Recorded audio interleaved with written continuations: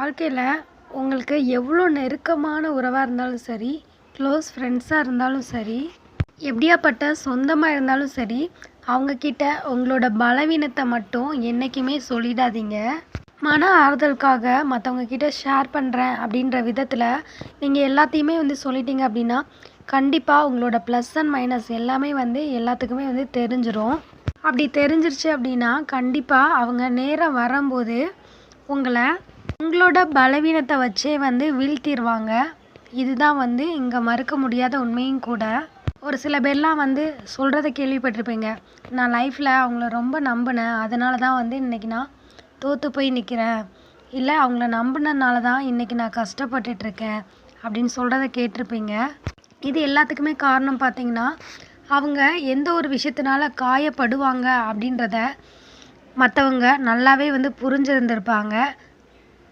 ஒருவேளை அவங்க யோசித்து புரிஞ்சுக்காட்டியும் கூட இவங்க சொல்கிற மூலமாக ஒரு சில விஷயத்த இவங்களோட மைனஸை தெரிஞ்சு வச்சுருப்பாங்க.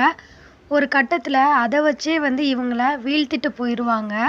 அப்படி பாதிக்கப்பட்டு நிற்கிறவங்க நிறைய பேர் இருந்துட்டு தான் இருக்காங்க.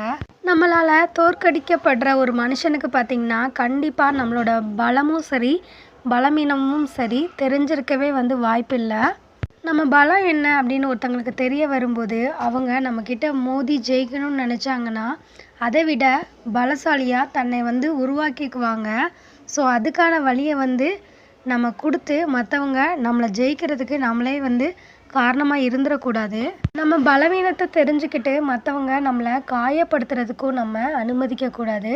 ஸோ இது ரெண்டையுமே நம்ம பண்ணாமல் இருந்தாலே பார்த்திங்கன்னா, நம்ம லைஃப்பில் நம்மளோட வாழ்க்கையை நம்ம சந்தோஷமாக வாழலாம்.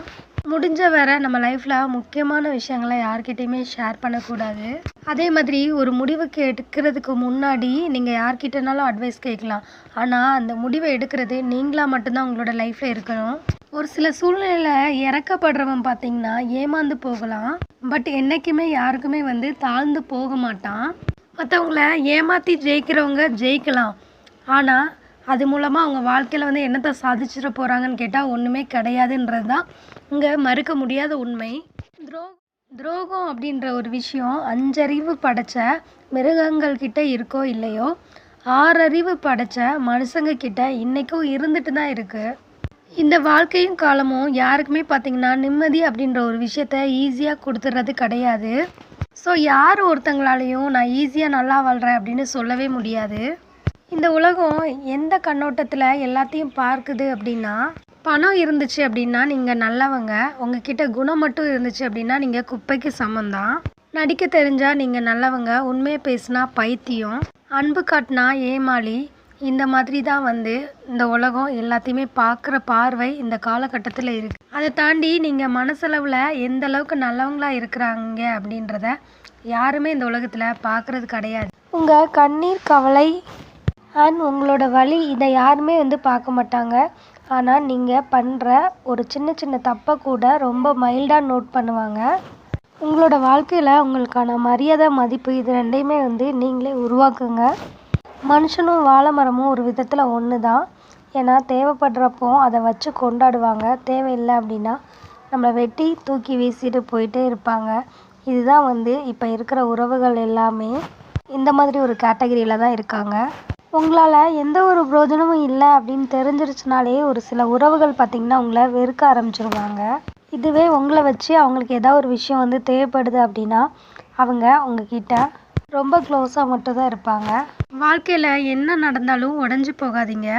உங்களை உடைக்கிறதுக்கு ஒரு தருணம் அப்படின்றது இருக்குது அப்படின்னா, உங்களை உருவாக்குறதுக்கு பல தருணம் காத்து இருக்கிறது அப்படின்றதும் உண்மைதான்.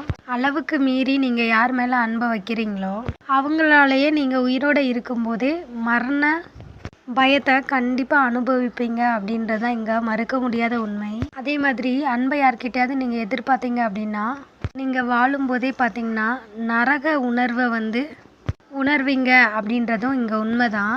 இந்த மாதிரி சுச்சுவேஷனை கண்டிப்பாக நிறைய பேர் லைஃப்பில் ஃபேஸ் பண்ணியிருப்பீங்க. அப்படி ஃபேஸ் பண்ணியிருக்கீங்க அப்படின்னா மறக்காமல் கமெண்ட் பாக்ஸில் கமெண்ட் பண்ணுங்கள்.